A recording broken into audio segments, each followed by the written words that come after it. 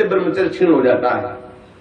पहला, परस्पर दर्शन काम भाव से, स्त्री पुरुष का परस्पर दर्शन, आपने और कोई क्रिया नहीं हुई, केवल आपने काम भाव से युक्त होकर पुरुष को देख लिया या पुरुष स्त्री साधक को देख लिया, बस गंभीरता पूर्वक अंदर वासना पूर्वक आपने देख लिया। अब आपका ब्रह्मचर्य टिक नहीं सकता, किसी भी तरह से क्षीण हो जाएगा, आपको पता भी नहीं चलेगा।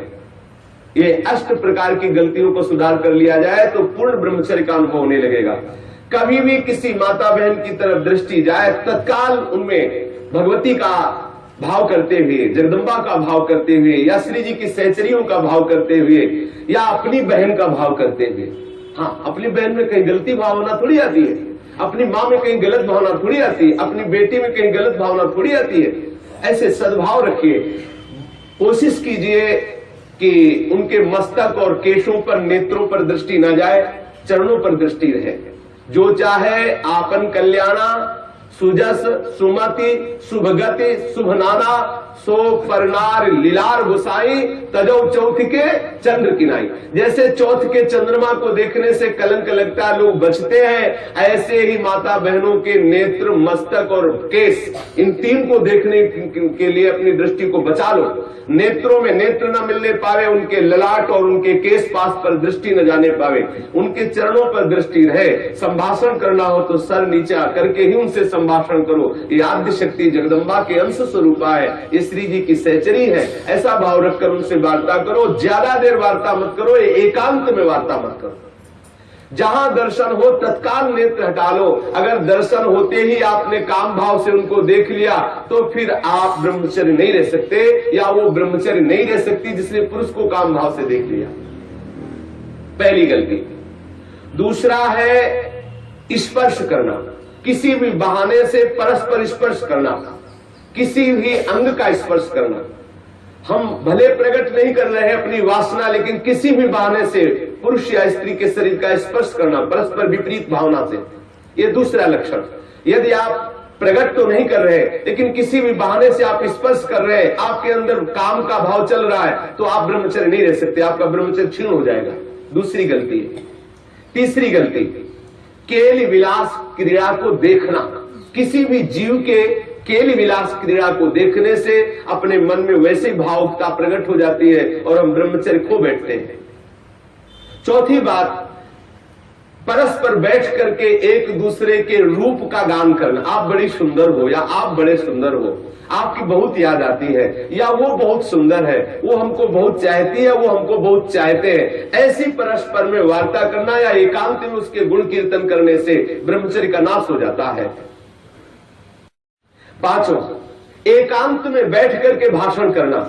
एकांत में बैठकर कभी भी साधक को ऐसी गलती कभी नहीं करनी, भले वो भागवती उपदेश क्यों न हो।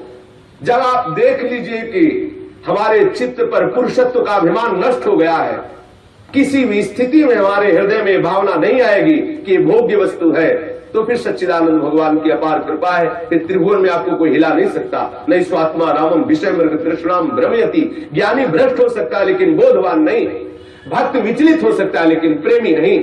जो प्रेम से युक्त हो चुका है, जो बोध संपन्न महापुरुष है, क्योंकि जब सर्वत्र सच्चिदानंद में भगवान श्री कृष्ण दिख रहे हैं तो कौन किसको भ्रष्ट कर सकता है।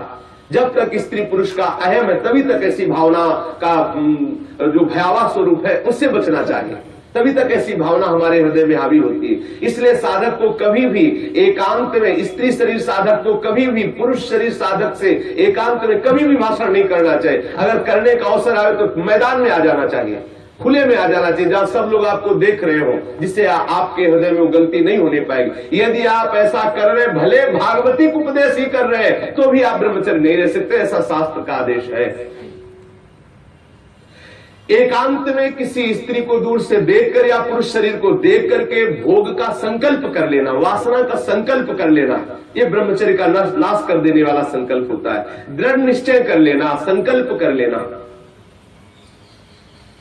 या विपरीत देह वाले, जैसे पुरुष या स्त्री, विपरीत देह वाले संग में एकांतिक केली कर लेना। ये अष्ट प्रकार के जो ब्रह्मचर्य नष्ट करने वाले भाव है, इनसे पूर्णतया बचा जाए। जो ब्रह्मचर्य रहना चाहे, कभी भी कामुक दृष्टि से परस्पर शरीरों को ना देखे। स्त्री शरीर साधक या पुरुष शरीर साधक परस्पर किसी को कामुक दृष्टि से न देखे। कभी बुरी भावना से किसी भी माता बहन का स्पर्श न करे। कभी भी किसी भी तरह से अपने निकट ना आने दे, ना उनके निकट जाए। ये बहुत काम की बात है, इसे साधारण मत समझिए। हम भजन करते हुए भी जो आनंद का अनुभव नहीं कर पा रहे, यही गलती है, हम यही मिस्टेक कर रहे हैं। भले हम किसी का संपर्क नहीं कर रहे, लेकिन हमारे अंदर वासना की गणित लगती रहती, इसीलिए हमें परमानंद का अनुभव नहीं हो रहा। हमें सावधानी रखनी है। देखो, ये ऐसा कोई अपने में ना जाए कि मैं सिद्ध हो गया हूं, मैं जैसा मनमानी आचरण चाहूं कर सकता हूं। भगवान व्यास देव जी ने लिखा कि बड़े बड़े विद्वान भी इस आकर्षण में अपने आप को ढीला मानते हैं और गिर सकते हैं। इसलिए सावधानी पूर्वक, विद्वानों को भी ये जो आकर्षण है खींच सकता है, इसलिए सावधान रहे।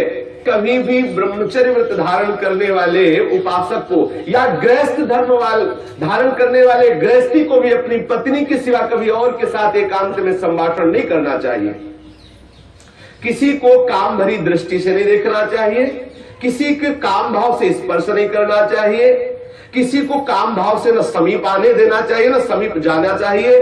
कभी किसी को एकांत में परस्पर विरोधी शरीर वाले को, स्त्री पुरुष शरीर वाले को खेलना नहीं चाहिए। कोई भी खेल अकेले में नहीं खेलना चाहिए। कभी भी एकांत में बैठकर मजाक नहीं करना चाहिए। कभी भी एकांत में बैठकर बातचीत नहीं करनी चाहिए। अपने मन को ही आप मित्र और शत्रु समझो। विषयों में लगा हुआ मन शत्रु है और प्रभु के भजन में लगा हुआ मन मित्र है। इसलिए सावधान, कभी भी एकांत में ब्रह्मचर्य